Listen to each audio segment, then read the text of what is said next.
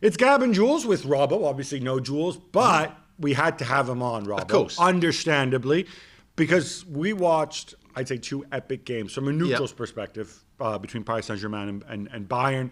Jules, as you know, I'm entirely impartial on this one. I thought they were incredibly entertaining. In the end, it was the away goals rule that made the difference. I also felt that this could have finished 7-2 on aggregate to either team. I mean, that is kind of how crazy these 2 games were. You'll tell us how happy you are, but was this good football, or was this just kind of like gut it out any way you can with all the absences and let the stars take over?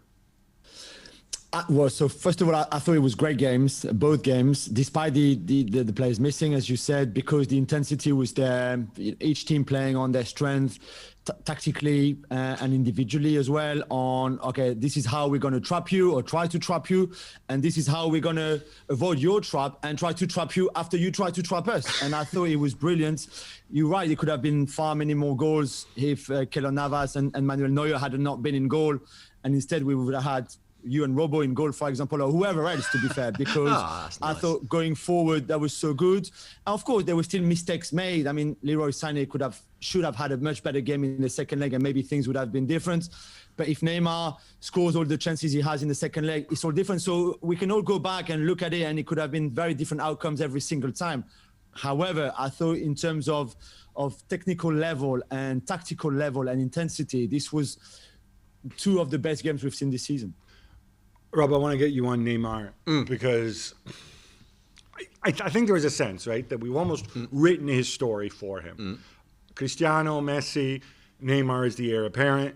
Remember back in the day, Neymar and Pogba were the heirs apparent.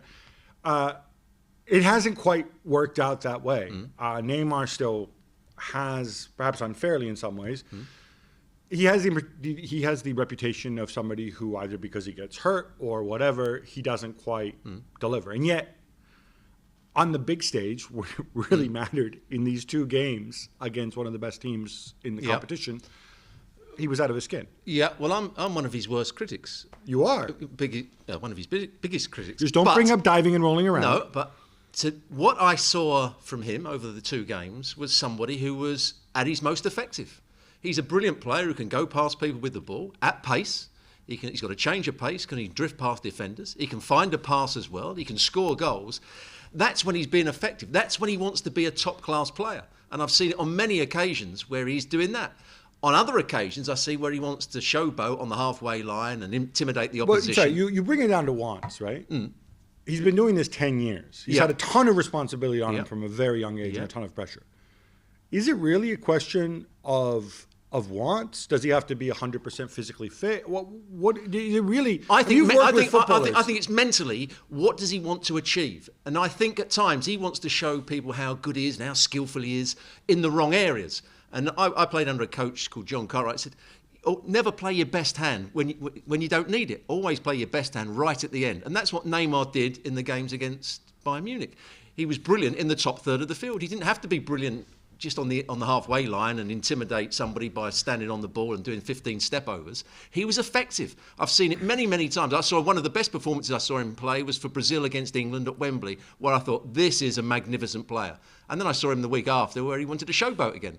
When he plays like this, he's a magical player, no question about it. Jules, I want to get your view on this because I struggle with this. I can accept what Robbo's saying in a young player and somebody who's immature. Neymar may make bad decisions, he may be a diva or whatever. I just can't accept that somebody who's been a professional for 10 years at the highest level is like that, is going to be a diva, is going to make these poor decisions, is going to have issues with motivation. He's been through so much. Is Robbo being fair? Is it that simple?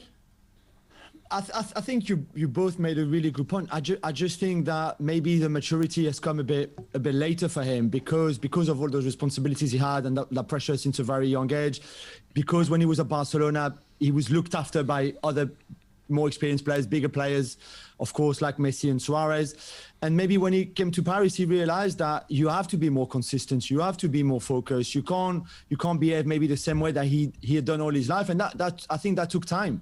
But when you see him the way he was against Bayern. But do you want to be like, maybe he feels like when he plays against Toulouse or Amiens or Dijon or whatever, he doesn't need to be at the same level as the one he was against Bayern Munich. And maybe Robo is right on that point, that he doesn't choose his games, but maybe he think like, okay, there's degrees of importance in some of the games you play. You can't always be 100% focused in every game. Jules, I'm not going to say that Cristiano and Lionel Messi play well every single game, because they don't. But we've seen them have bad games.